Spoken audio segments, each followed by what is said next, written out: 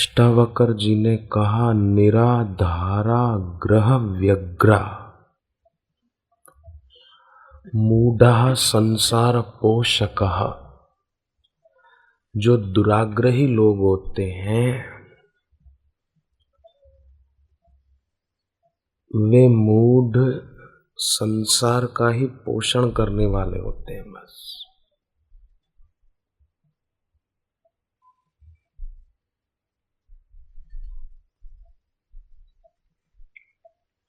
खाया पिया, घूमे फिरे, कमाया, बस अपना परलोक नहीं संवारते। तो अष्टावक्र जी कहते हैं, न शांति लभते मूढ़ा। उनको फिर शांति नहीं मिलती। वो फिर बेचारे शांति पाने के लिए कई कई उपाय करते हैं। कहीं घूमने जाएंगे, ऊर्जा को व्यर्थ नष्ट करेंगे। परंतु बुद्धिमान साधक को जो ही समय मिलेगा वो अपनी ऊर्जा को संभालेगा, शांत बैठेगा। भगवान ने अर्जुन को कहा गीता में कि अपना मन मुझ में लगाओ, परंतु भगवान ने गोपियों को ऐसा नहीं कहा कि अपना मन मुझ में लगाओ।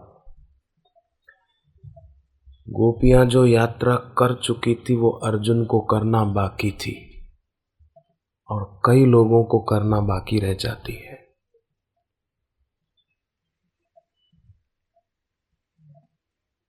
भगवान ने गोपियों को ये नहीं कहा अपना मन मुझ में लगाओ, ये भी नहीं कहा मामेकम शरणम व्रज, आप सब मेरी शरण में आ जाओ, ऐसा गोपियों को नहीं कहा।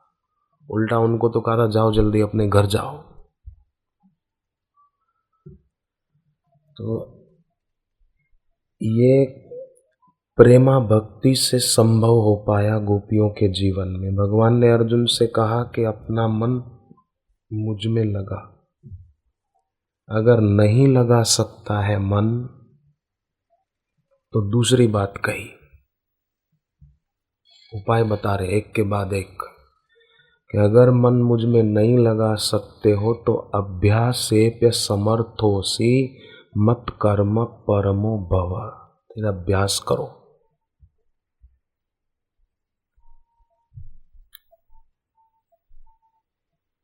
ट्रेन खड़ी थी राजस्थान के किसी रेलवे स्टेशन पर।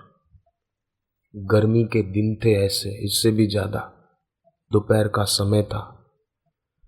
एक आदमी को लगी प्यास। एक लड़का पानी बेच रहा था। उसको कहा, ए लड़के इधर आ, पानी कितने का देता है एक गिलास? बोले ठंडा पानी है, 10 पैसे का एक गिलास।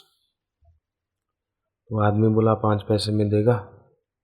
लड़का कुछ बोला नहीं, थोड़ा हंसा और चला गया। एक साधु खड़े थे प्लेटफार्म पर।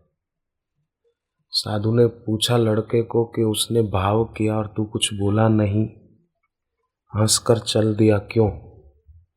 बोले उसको प्यास ही नहीं लगी थी इसलिए मैं चला आया। उसको प्यास लगी होती तो वो भाव नहीं करता, 10 पैसे दे के पानी ले लेता। ऐसे ही जिनको प्यास नहीं होती है उनको विचारों को कई उपाय करने पड़ते हैं, झोंका ना आ जाए, नींद ना आ जाए। पर जिनको प्यास होती है और जिनका प्रयास होता है पूरा, उनको फिर उपाय दूसरे नहीं करने पड़ते हैं कि नींद ना आ जाए, जप करते समय झोंका ना आ जाए। दूसरे उपाय खोजने नहीं पड़ते। जैसे गोपियों को उपाय खोजना नहीं पड़ा, उनका मन लग गया था, लगाना नहीं पड़ा था, वो सुरक्षित हो गई थी हर तरह से। लोग संसार में अपने को सुरक्षित मानते हैं पर है कहाँ। कहीं भूकंप आ जाता है, कितने हजारों लोग चल बसते हैं। समुद्री भूकंप आता है तो लाख लाख लोग मर जाते हैं।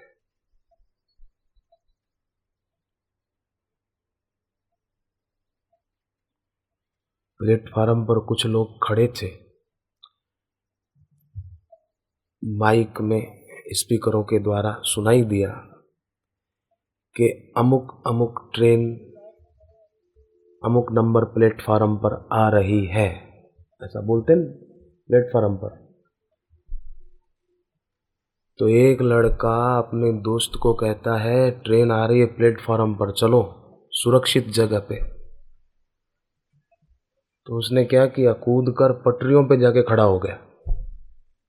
तो उसने कहा मरना है क्या, क्यों उधर जा रहा है पटरियों पर? बोले माइक आवाज़ नहीं सुना कि प्लेटफार्म पर ट्रेन आ रही है?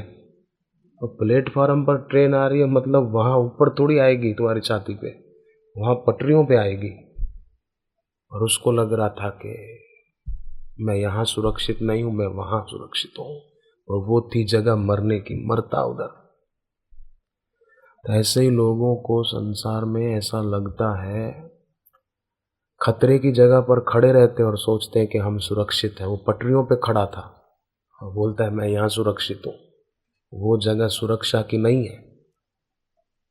वहाँ ट्रेन आएगी, कट जाएगा, मर जाएगा। तो सुरक्षित जगह भगवान कृपा करके बताते हैं, सुरक्षित जगह गुरुदेव कृपा करके बताते हैं। आज सुबह के सत्संग में भी बताया, कल भी बताया, रोज बताते हैं।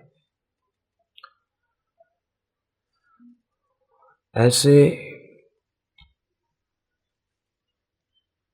सुंदर और सरल उपाय सुनने के बावजूद भी अगर कोई ये सोचे कि मैं साधना में आगे कैसे बढ़ूं,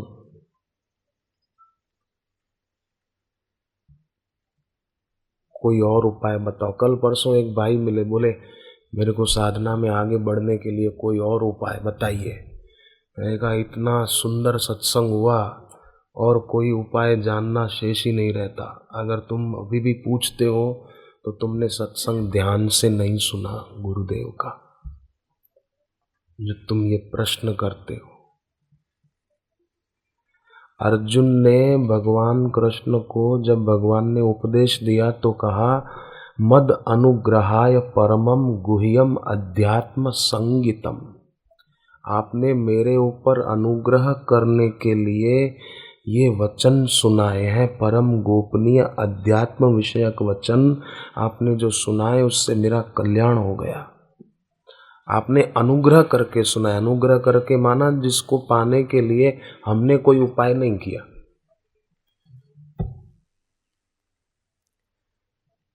जैसे कोई शिविर में ऐसे भी आए होंगे कि चलो जाके आते हैं, 3 शिविर हो जाएगी, संतान प्राप्ति का मंत्र गुरुजी देंगे, ऐसे इस उद्देश्य से भी कोई आए होंगे। परंतु देखो उनको भी कैसा दिव्य ज्ञान श्रवण करने को मिल गया। बरसात होने में झील, सरोवर और गड्ढे कारण नहीं है।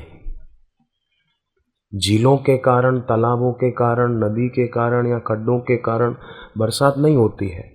हाँ, बरसात हो तो गड्ढों में भर जाती है, पानी भर जाता है, नदियों में पानी भर जाता है, तालाबों में भर जाता है। पहाड़ पर भी होती है बरसात, पर पहाड़ रूखे रह जाते हैं। तो जिसके हृदय में अभिमान के पहाड़ हैं वो बेचारे रूखे रह जाते हैं और गड्ढे भर जाते हैं। गड्ढे का इतना ही श्रम है कि वो गहरा हो गया है। सही, जो गहराई पाता है वो भर जाता है। जो हमारे हाथों द्वारा गढ़ा जाए वो हमारे से बड़ा नहीं होगा। जिसे हमारा मन समझ ले वो मन से बड़ा नहीं हो सकता।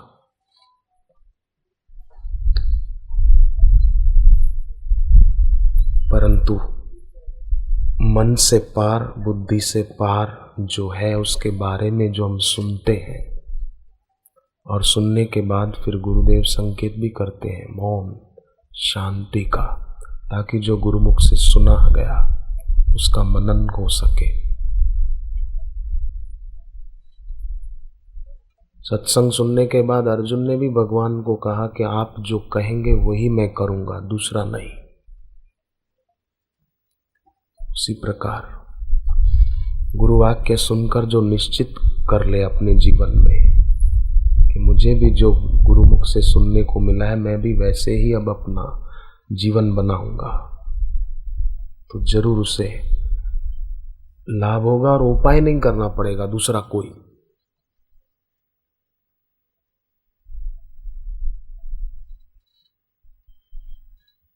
जैसे गोपियों को कोई उपाय नहीं करना पड़ा। मंसूर के गुरु ने एक बार पुकारा और कहा कि हे प्रभु, तेरे सिवा और कोई नहीं है हमारा, और एक बात पूछूं कि तुम्हारी नजर मेरी तरफ है कि नहीं है, और अगर है तो मैं आपकी नजरों में क्या हूं? हम तो खूब करते हैं बंदगी, नमाज अदा करते हैं, पुकारते हैं, तो मैं आपकी नजरों में हूं कि नहीं? अगर हूं तो क्या हूं? आवाज सुनाई पड़ी मंसूर के गुरु को कि इसी कारण तू मुझसे दूर है, ये सोचने के कारण कि मेरे आपकी नजरों में हूं कि नहीं हूं, इसी कारण तू दूर है। ये सोचते ही क्यों हो कि मैं क्या हूं? मैं को आगे रखो ही मत। शुद्र मैं को न रखो तो शुद्ध मैं का पता चलेगा। ऐसे ही लोग शुद्र मैं को पकड़े रहते हैं कि हम तो आते हैं पर हमारे पर गुरुजी की नजर नहीं पड़ी। सच्चा शिष्य कभी सोचता ही नहीं कि उनकी नजर मेरे पर है कि नहीं, हमारी नजर उन पर रहे। उनकी नजर तो है ही, हमारी नजर उन पर रहे।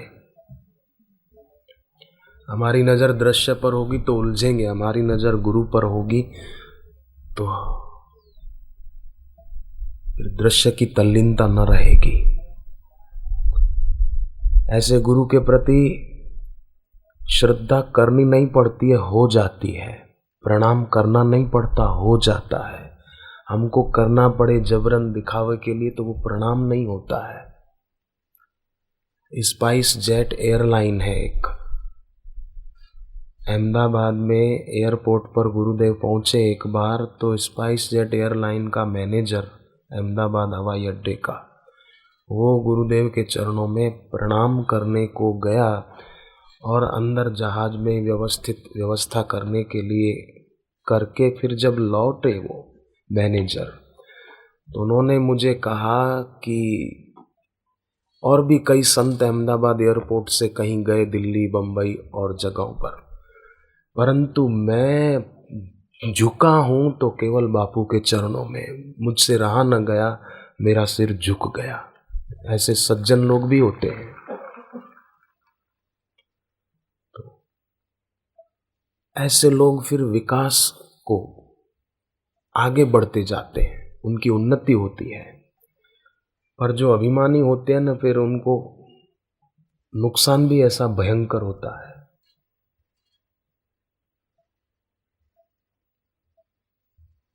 शुरुआत होती है, अभी तो 150 करोड़ रुपए के नुकसान हो जाते हैं बेचारे एयरलाइन वालों को, जो महापुरुषों का विरोध करते हैं।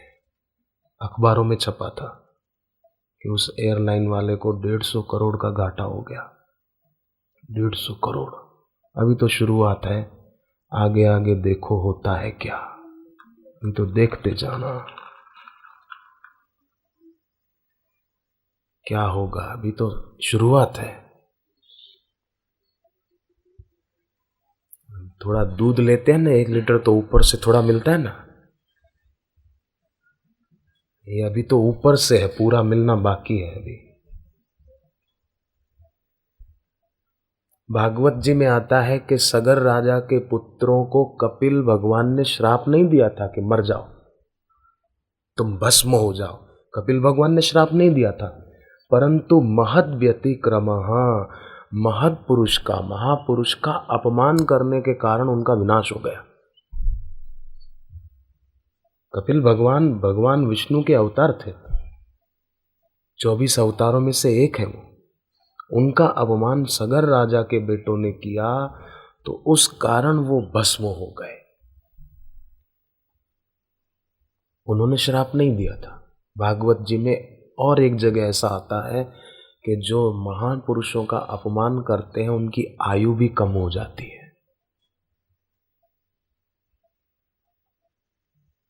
और जिनके दिल में आदर भाव होता है, कृतज्ञता का भाव होता है, उनको शांति सहज ही प्राप्त होती है, उनको सुख सहज ही प्राप्त होता है, खोजना नहीं पड़ता। अर्जुन जब तक भगवान को पूर्णतया नहीं जान पाए थे तब तक तो जैसे तैसे बात कर रहे थे, पर जब दिव्य दृष्टि मिली और विराट रूप का दर्शन किया तो वही अर्जुन भगवान को कहते हैं, सखेति मत्वा प्रसभम यदुक्तम। मैंने आपको पहले सखा कहकर बुलाया, कभी हे यादव कहकर बुलाया, कभी कुछ, तो आप मेरे को माफ करना। अजानता महिमानम वेदम, मैंने आपकी महिमा नहीं जानी थी, इसलिए आपको ऐसे शब्द कह के मैं पुकार रहा था। अब मैं आपसे माफी चाहता हूं। अर्जुन ने बाद में माफी मांगी जब दिव्य दृष्टि के द्वारा पहचाना कि ये कौन है। सखेति मत्वा प्रसभम यदुक्तम, हे कृष्ण हे यादव हे सखेति अजानता महिमानम तवेदम, मया प्रमादात प्रणयेन वा। मेरे प्रमाद के कारण मैंने आपको नहीं जाना, आप मुझे माफ करना। क्षमा याचना की। अगर भक्त हो तो वो यही सोचेगा, जो हुआ अच्छा हुआ, जो हो रहा अच्छा है, होगा वो अच्छा ही होगा।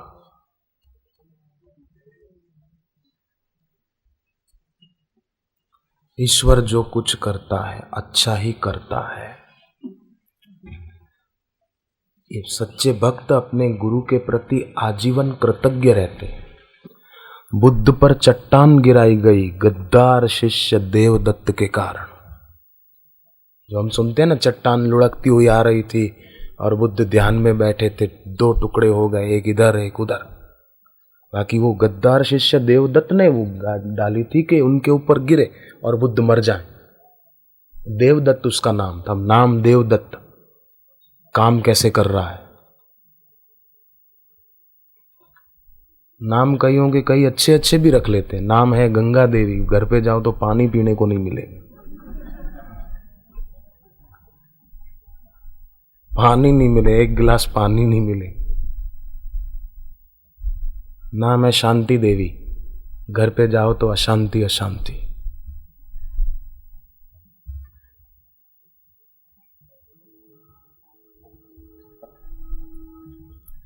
देवदत्त की गद्दारी के कारण बुद्ध को थोड़ा कष्ट सहना पड़ा था। गोशालक की गद्दारी के कारण महावीर को थोड़ा अपमान, निंदा और प्रताड़ना सहनी पड़ी थी, गद्दार गोशालक के कारण। परंतु जिनमें प्यास होती है, श्रद्धा होती है, वे हर परिस्थिति को कल्याणकारी मानते और अपनी उन्नति करते हैं। जो हुआ अच्छा हुआ, जो हो रहा अच्छा है, होगा वो अच्छा ही होगा।